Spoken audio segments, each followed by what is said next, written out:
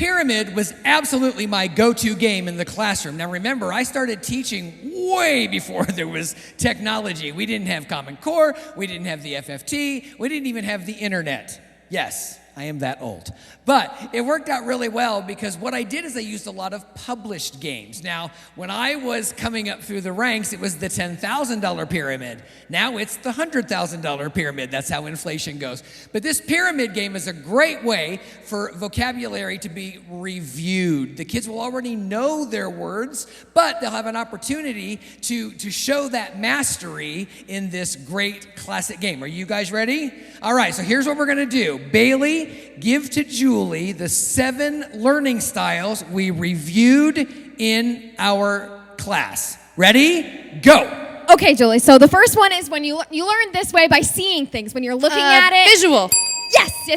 Okay, this one is when you're listening, and like you listen to these in the car. And auditory. Yes, and then the next one is like you're speaking it, so you're saying words. You're verbal. Yes, and then this is I'm doing this and I'm physical. Yes, and then we got this is how Ray thinks. He's very like logical. Yeah, wow, you're good. And then this is like we're talking in the circle. We like hang out with people. We're being very social. Yes, and then girl boss, I can do it on my own. I'm independent.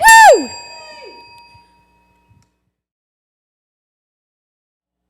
I came up with the idea for a game called Guy in the Chair to facilitate the different learning styles and comfort zones of some of my students. Ray here, who navigates Asperger's syndrome every day, isn't the kind of guy who likes to be up front or put on the spot. That's a lot of pressure for him. Christian, on the other hand, loves being up front, and it's not a problem for him at all. So what I did is I thought of those great Spider-Man movies and Flash TV show episodes where there's a guy in the chair controlling the hero. Ray gets to work with the vocabulary, but he gets to be the boss, in charge of the hero who has to be up in front of the class doing all of the silly things or pointing to body parts or doing whatever Ray asks him to do. So we use this a lot with Spanish, and it works out really, really well. Take a look. Okay, you ready? All right. Toca la nariz. Very good, very good. Okay, toca el pie. Fantastic. All right. Canta en voz alta. Oh! Very nice. I made up a little game called This or That when we had vocabulary words or concepts that were similar but needed distinction. For example, let's say you were in science class and you had a lava rock in the middle and all the kids were looking at it, and you could say, okay, kids, is it this or that? Is it sedimentary or is it igneous? And of course, they really got into figuring that out. With only 2 choices, it also brings down the level of pressure. In English, I used it during the Romeo and Juliet unit with Team Capulet and Team Montague. I would put the name of a character in the middle, and the kids had to decide were they on this team or on that team. Well, now we're going to play a quick game of this or that with scaffolding and differentiation. 2 theories that are a little similar but are also very distinct. Let's see how many you get right. I'm going to ask each of my students back here to consider an educational strategy, and they're going to tell me whether it's scaffolding or differentiation. Bailey, you're working with compound words with your students, and you decide to break them down into word trains visually to help lead them along. What do you think? Very good. Scaffolding, breaking those elements down to bite-sized pieces so the kids have a better chance at journeying on to mastery more quickly. It will give them confidence, and it will make things not seem so overwhelming. Nice job. Okay, Julie, before you even start your vocabulary words, you decide to have a little instruction on prefixes and suffixes. For example, the kids will understand that P-R-E, means before. So when they run into it later, they can already start deciphering the new vocabulary. Absolutely. Breaking down those elements, again, into pieces that the kids can more easily assimilate is the very essence of scaffolding. Okay, Haley, you're the last one. You're doing a lesson with the new vocabulary, and you decide to let your more artistic students draw a picture instead of writing the definition of the word. Very, very good. And we've done a lot with this in the games that we've done here. We've adapted to the specific needs of the individual students. And we do all of that for motivation. We do all of these scaffolding techniques and differentiation techniques so that we can engage the student at their individual level.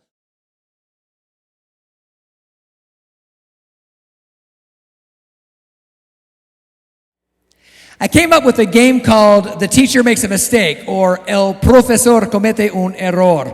And actually, this game was born out of the public speaking that I do with my shows and my performers. You're all going to remember this.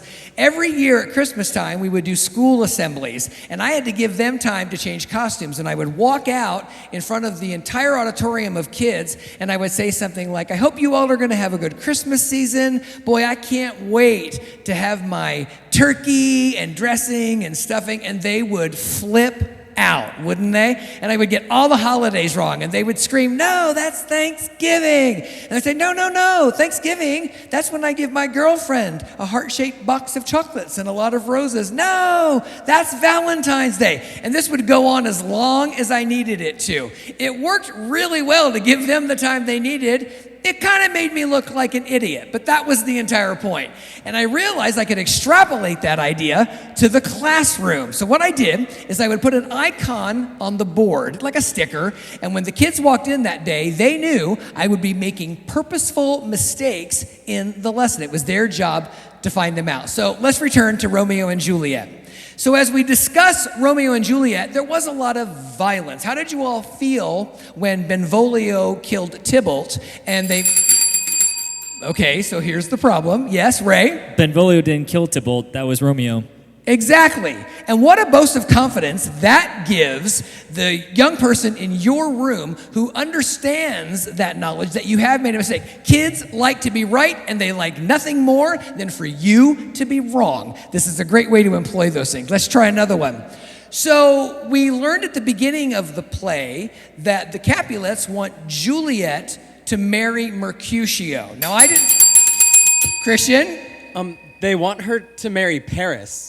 Exactly, you're right. Very, very, very good. And in the Spanish classroom, it was always a great joy of mine every year when discussing cognates, those words that look like their English counterpart, to throw the word embarazada to the kids. They think it means embarrassed at first look, but it actually means pregnant. So when I would turn around to the class and say, oh, yo soy tan embarazada. Exactly. Give this a try. Your kids will absolutely love it. The teacher makes a mistake. El profesor comete un error. My kids loved playing Family Feud back in the day, and with the new iteration of it with Steve Harvey, it's back in front of pop culture. Everybody loves it, and it's not too high tech. You can use your Promethean board or kind of program it in an iPad or anything like that, but we always used it with just a bell and the chalkboard. So we're going to show you how we did that. Ladies, are you ready? Here we go. We talked about 4 major components of motivation when selecting a game for your class. Name one. Social connection. Social connection. Yes. Very, very good. Do you want to pass or play? Play. All right. Okay, family, Bailey got you a good start. Christian, name another important element of motivation when selecting a game for your class. Purpose. Why are we playing the game? Right, exactly. Kids will respond better if you've given them a clear, concise reason that the entire class is playing this specific game. Good job, man. That was number 2. Ray, we are now to you. What do you think? Another important element of selecting a game for your classroom. Autonomy, to be able to do it by themselves. Right, exactly. Very, very good. Autonomy, that fact that they can do it on their own, that they can do it independently. That's really important for kids, and they'll enjoy it more. The whole point is to allow them to enjoy it, so they're going to want to participate more. Now, we're building an acronym, if you didn't realize it. We've got social connection, purpose, autonomy, spa. What are we spelling? Don't say it yet. But we're getting to the end. So Haley, what's the final element to consider when you're thinking about motivation? All right, come on, let's cheer her on. Mastery. It's really important for the kids to be able to say, I did it. Absolutely right. Mastery. For them to have that sense of achievement that you've helped orchestrate by selecting a game that's interesting, engaging, non-threatening, non-exposing, and allowing them to follow through with it. And all of that together spells SPAM.